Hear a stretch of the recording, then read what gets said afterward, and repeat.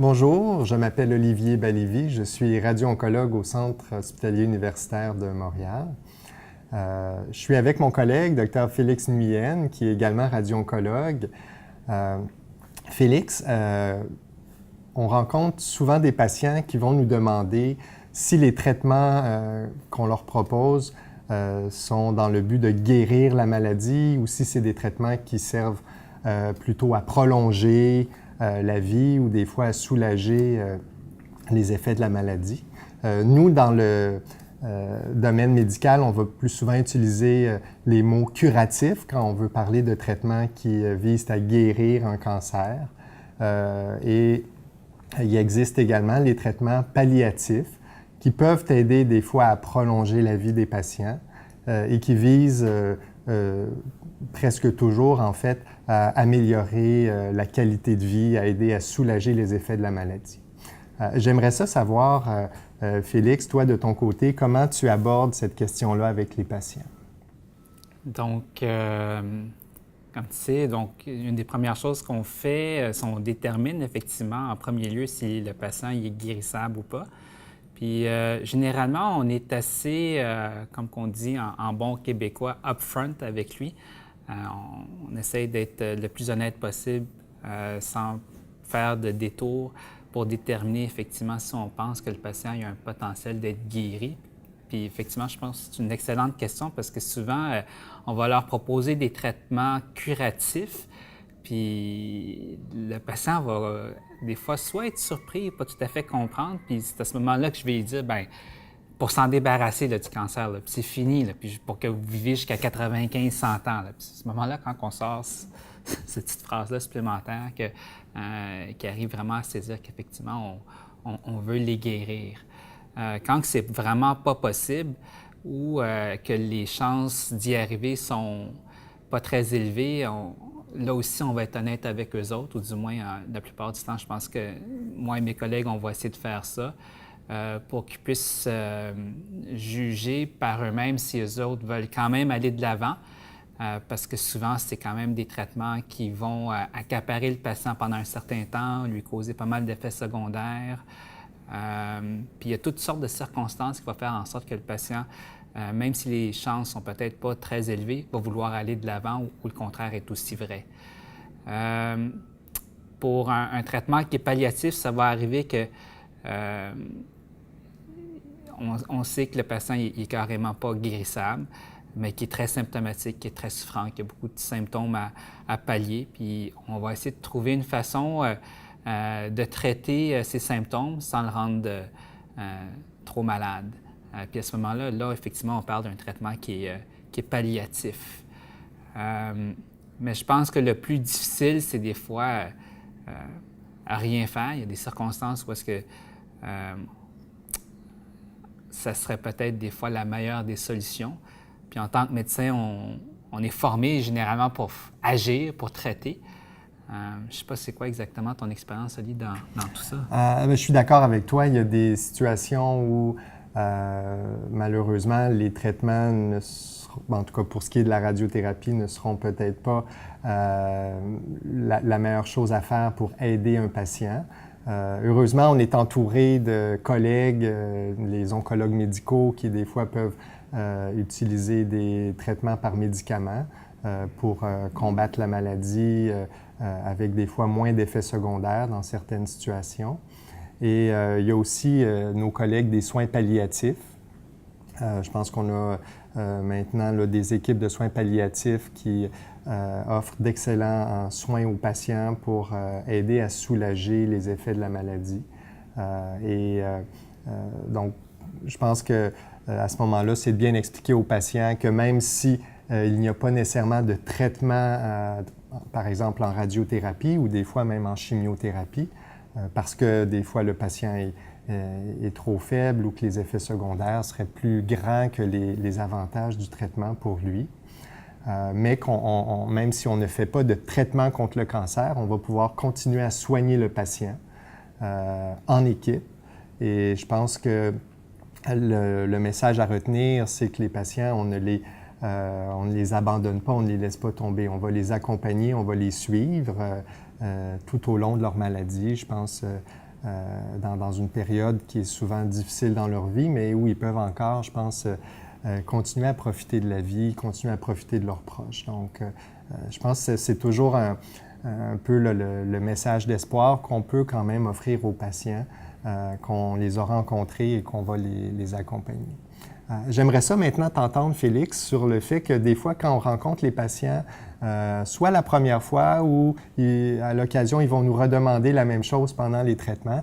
On leur a expliqué que c'était un traitement qu'on faisait avec eux pour essayer de guérir le cancer, mais des fois, les patients aimeraient avoir un peu comme des garanties que le traitement va fonctionner. Malheureusement, on sait que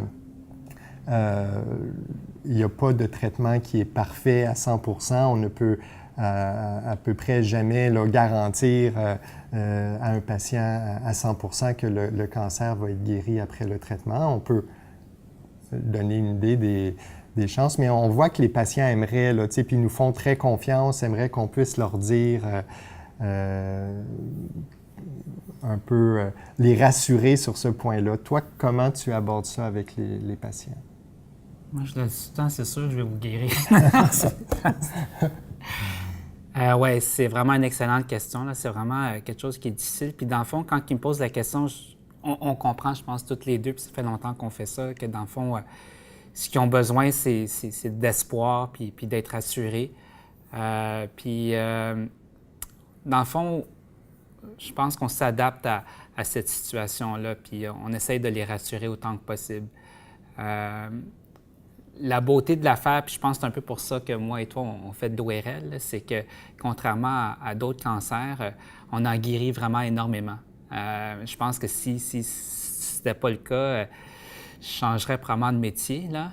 C'est ça que je pense qui est intéressant de la profession qu'on fait. Non seulement on aide les gens, mais souvent il y a du succès dans ce qu'on fait.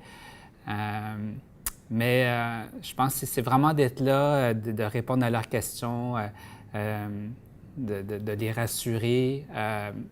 Des fois, je vais leur montrer aussi les résultats de notre institution qui sont vraiment encourageants, qui sont aussi bonnes, sinon meilleures que la plupart des institutions reconnues dans le monde. Fait que c'est un peu ce que je fais. Mais comme toi, je leur dis, je pense qu'il faut y aller au jour le jour, vivre le moment présent. Malheureusement, on ne peut pas le garantir. Toi, comment tu t'abordes ça? Je trouve que ça me fait penser ce que tu dis. Moi, je leur dis souvent, écoutez, je ne peux pas vous garantir que le cancer va être guéri. Souvent, on a besoin du temps.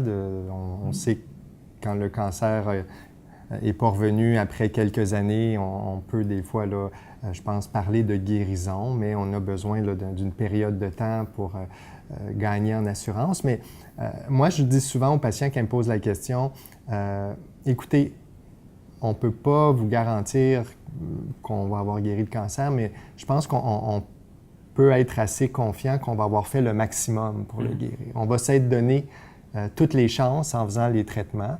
Et ça, c'est important quand les patients, des fois, sont un peu découragés là, dans la période plus difficile des traitements où ils ont davantage d'effets secondaires, de pouvoir leur dire, écoutez, ça, là, ce qu'on fait, c'est le maximum, c'est le meilleur traitement. Et puis, je pense que souvent, là, ça va je pense justement leur donner là, la motivation pour continuer, de se dire au moins j'aurais fait là, ce que je veux. Donc, c'est important. Ça m'amène un peu à penser à une discussion qu'on a déjà eue ensemble, à savoir que quand c'est sûr, quand on regarde un traitement pour un patient, on regarde est-ce qu'on pense qu'on peut guérir le cancer, est-ce qu'on peut proposer au patient un traitement curatif, mais on regarde aussi le patient. Ce patient-là, qu'est-ce qu'il veut? Est-ce que lui, c'est important à tout prix de vouloir vivre le plus longtemps? Est-ce qu'il y a plutôt un souhait d'une qualité de vie? Puis à ce moment-là, ce qui peut peut-être des fois influencer là, le choix du traitement, un traitement qui donne peut-être plus d'espoir de guérison, mais avec des effets secondaires plus grands. Et on sait que les patients aussi sont différents et que je pense l'art de la médecine, c'est de bien choisir, dans le fond, le traitement pour le meilleur patient. Nous, notre rôle, c'est de conseiller, mais donner l'information pour que le patient puisse faire le meilleur choix. Je pense que c'est important. Ça m'amène à 2 sujets, là. Je pense que c'est super intéressant ce que tu viens de dire, là. C'est que je dis souvent, bien, traiter le cancer, ça, c'est facile. On est tous capables de faire ça, là. Mais je pense que ce qui est important pour nous, puis ce qu'on a appris, c'est traiter la personne qui, elle, a des besoins. Puis des fois, ça arrive à l'occasion que traiter le cancer, c'est peut-être pas nécessairement la bonne idée, puis qu'il faut plutôt s'occuper de la personne. Ça, c'est une chose. Puis quand tu disais que l'important, c'était d'offrir le meilleur de soi-même, je pense que c'est ce que nous, on exige de nous-mêmes, mais je pense que c'est aussi ce que le patient veut de lui-même aussi. Ça va arriver des fois à l'occasion que ça ne va pas marcher, mais le patient, lui, ce qu'il veut, c'est se dire, bien, moi, j'ai tout fait en mon pouvoir pour arriver à la guérison.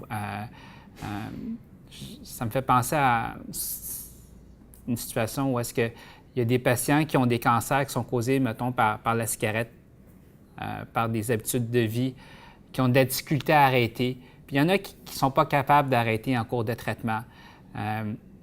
Puis on ne peut pas les blâmer, mais on sait qu'ils ont fait leur maximum, même si à l'occasion, ils rechutent dans ces habitudes de vie-là. Puis je me dis tout le temps, bien, nous, notre rôle, c'est des épauler. Des fois, les choses ne sont pas parfaites, mais on sait qu'ils ont fait leur maximum, puis ça va dans les 2 sens. Mais merci, Félix. C'était une bonne discussion. Merci, Oli.